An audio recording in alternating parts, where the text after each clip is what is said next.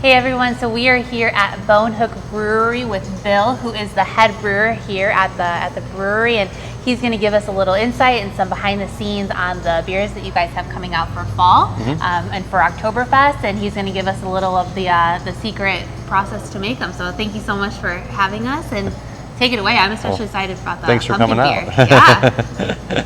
Well, what do you want to know? So what beers do you have coming out specifically for Oktoberfest or fall in general? Well, I did a Marzen Oktoberfest beer. It's traditional. Marzen is a German lager.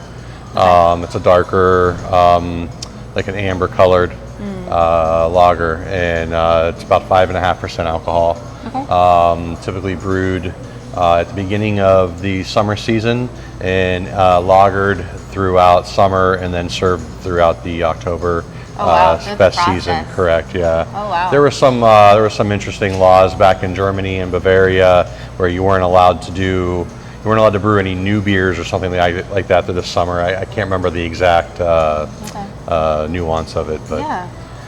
and then I did a pumpkin spice ale. Now we're not calling it a pumpkin ale because we didn't actually put pumpkin in it. Okay.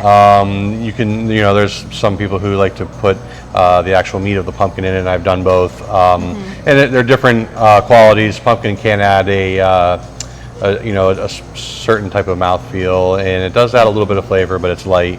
The real flavor on a pumpkin ale comes from this pumpkin pie spice. Okay. So a lot of pumpkin pie spices: cinnamon, nutmeg, ginger. Okay. You take those spices and you put it in the kettle at the end of the boil, and it infuses that flavor into the beer. I also added some all-natural vanilla as well. Awesome. And how long did the pumpkin beer take from beginning to end? So I brewed that about 3 weeks ago, and it's in a tank right now getting ready to be kegged up tomorrow. Awesome. So we're releasing it officially tomorrow. Okay, cool. Yep. Well, maybe we'll have to stop back. That's awesome. Well, yeah, I can give you guys a try today. Oh, there we go. We get behind the scenes.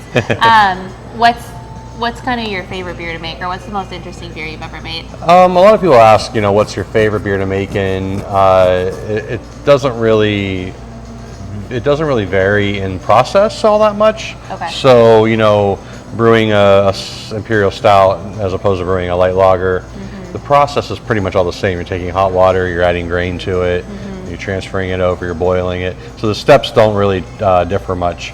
But some of the beers that are a little more fun to make are beers that kind of put a smile on your face while you're brewing them. Like Belgian wheat beers, if you add coriander and orange peel, a lot of those beers will be fun because you get the aromas while you're brewing them. The pumpkin beer, so those are fun because it makes the brewery smell good and things like that. Right yeah. And it's just a normal. I'm just brewing the pure side right now, so sorry. Oh, no worries. Awesome. How long do people usually have before the Oktoberfest and the fall beers are tapped out? I imagine they'll be on through most of the fall season, going into probably early winter. I'm not entirely sure how fast they'll sell, but typically we try to brew enough beer to last throughout the fall season. So I'm anticipating, hopefully till like Thanksgiving, hopefully. Okay. Cool. Throughout the full fall season. Yeah. Awesome. Well, we always love to end our interviews with the same question for everybody. What do you love most about Naples? Naples is great. It was, it's a beautiful town, and when I first moved here 8 years ago, it was, known as the older town, and that's good, but in recent times, there's a lot of younger people moving here, so it's becoming, I think, reinvigorated, and it seems like it's becoming kind of like a hot area. So I'm looking forward to seeing Naples' growth. But yeah, right now there's so many great culinary spots, some good breweries. The beaches are beautiful, and it seems like it's becoming a pretty fun town to be in. Yeah, absolutely. You know what? I lied. I have one more question for you. How did you get into brewing beer? What was the inspiration? So a friend of mine and I back in Ohio, where I'm from, we were really getting into the whole new beer movement with the craft beer. thing was kind of taking off, and we were going to a local shop and picking up, they had mix and match 6-packs that you could pick up, so you could pick up 6 different beers or however many you wanted. Yeah. And as we were doing that, we were just really getting into and loving the flavors and all the different variety that you can get out of that. And then one day I was doing a lot of research online about the different beers, and I started seeing a reoccurring theme that people were home brewing. So that really got me interested, and when I let my friend know, he and I really started to dig into that, and we started brewing together as a team.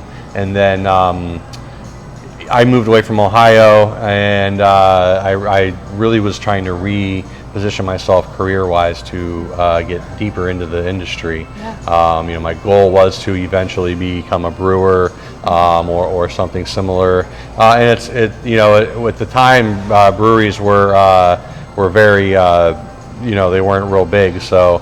You were ahead of the trend. Yeah, and the only way to really get into beer was to try to get into like sales or a distribution company or something like that. Yeah. So that's how I got into that.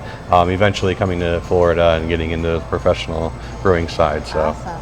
Yeah. Well, that's awesome. Well, thank you so much. I know you're in the middle of brewing. Absolutely, so yeah. Appreciate the time. I've got alarms going off. Yeah. Well, this was your behind-the-scenes look at Bonehook, so make sure you stop in to try their new beers out and say hi to Bill. Thank you so much. You're welcome. Thank you. Bye, everyone.